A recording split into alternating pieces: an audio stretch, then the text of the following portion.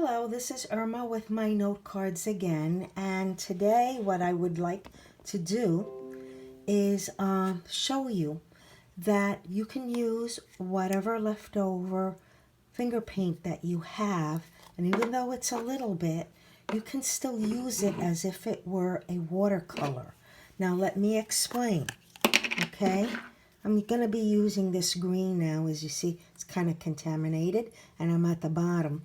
But I'm not going to throw this out, because what I can do is I can take my watercolor paintbrush, get a little bit of the finger paint on my watercolor paintbrush, as I'm doing here, and then I can use the paint as if it were watercolor, okay?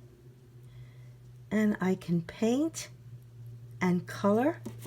Let's see how that looks. And I like that design.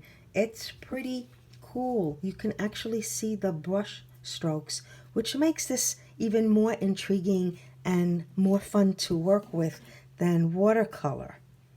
Again, if don't expect the same results you would with a watercolor, but the point being is that you're able to use it as paint too. So this is just a tip, it's a suggestion, and these finger paints I paid $1 for at the dollar store. All right, they come in a set of 4. I've got my my red and my yellow are not available anymore, and this is what I have left, and I just wanted to share that with you. It's all about being creative and thinking outside of the box. I hope that you like this video. Thanks for watching. Please comment, subscribe, and share. I'll see you again next time. Bye-bye for now.